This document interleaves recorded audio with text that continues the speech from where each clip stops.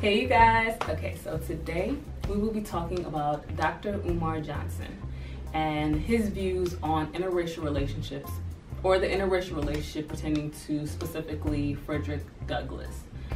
My feelings on it. Do I agree or disagree with what he said and how he felt about it? Let me give you a little backstory.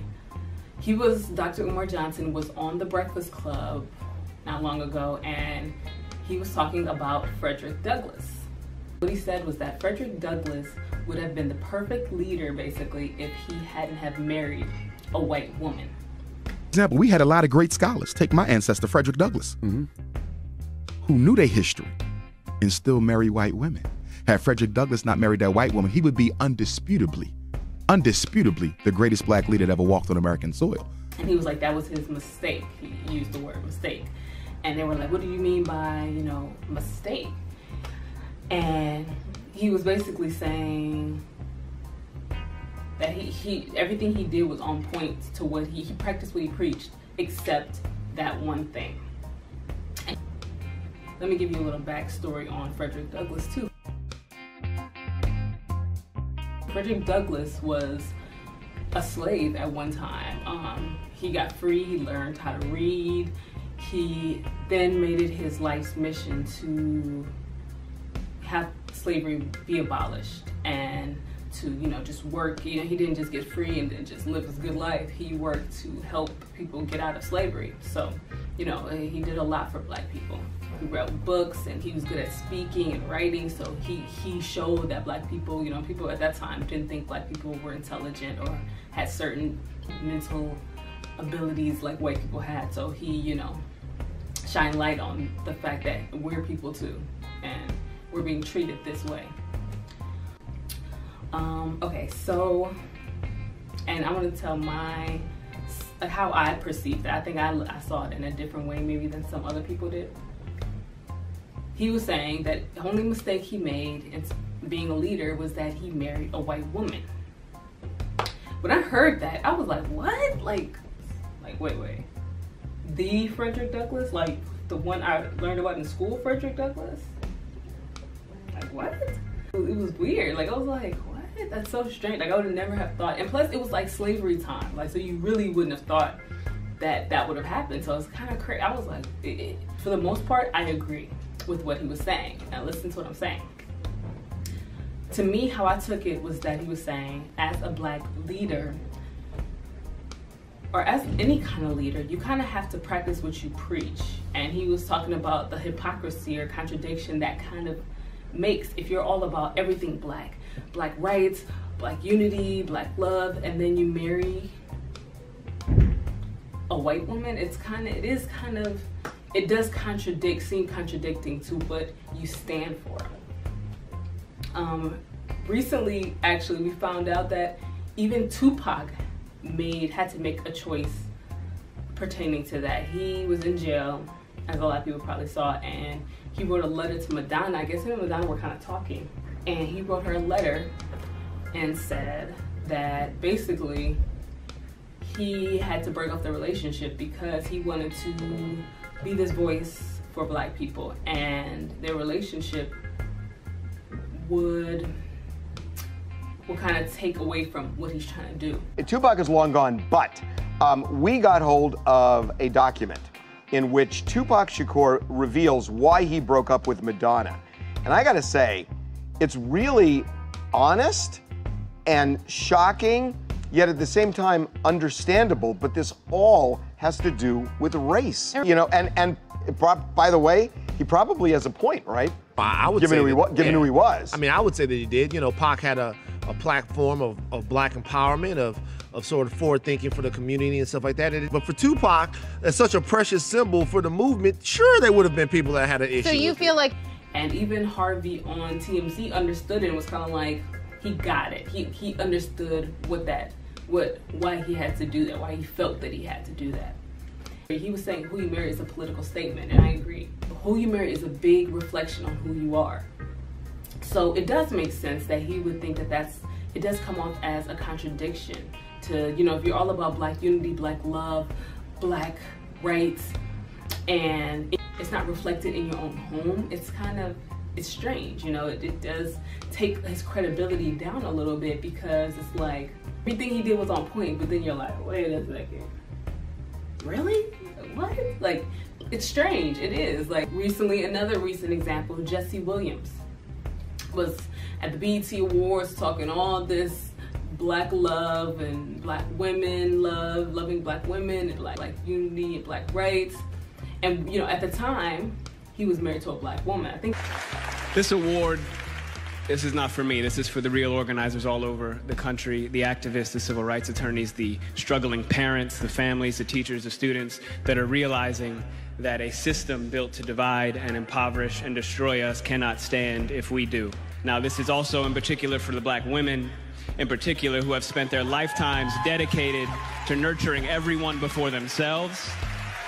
We can and will do better for you. Like about a year later now, he's getting a divorce, and he's been seen around town with Minka Kelly.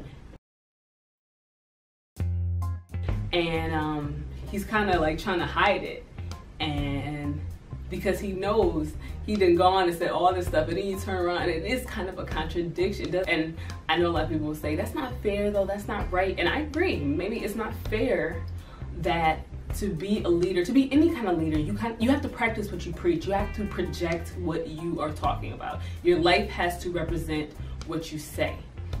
A big part of the representation of your life is who you marry, who you choose to marry and build a life with. Even in terms of Barack Obama, everyone sees him as the first Black president, but actually he's biracial. He's half Black, half white. But one of the things that made him seem more Black was that he was married to Michelle, who was a Black woman. It just gives you more credibility in terms of from the Black community. There's so many movies that we see that actually makes fun of this. That you see somebody who trying to act so pro-Black. Like, you guys know what I'm talking about, like on like Menace to Society or... Hey, what did I tell you about disrespecting my Nubian princess? With disrespect, you... Oh my God. The mother of Mecca is right here before me. Can you do me a favor, my brown skin angel? Can you tap that white girl for me? My milk of magnesia.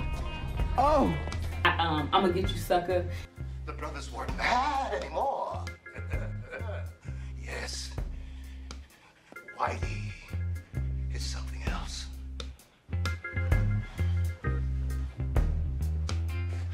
Damn. My great Nubian warrior. Dinner's ready.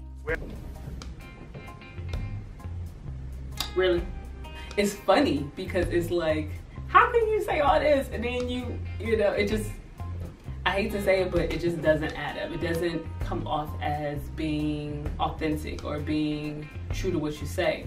And you might really mean what you say, but just the fact that you made that choice, it just doesn't look, it takes your credibility down a little bit. It takes away from, it makes you look a little bit hypocritical. I know there's people who are married to Black women who ain't for nothing, who don't stand for nothing. I know there's people who are married to white people who probably are a little more proactive.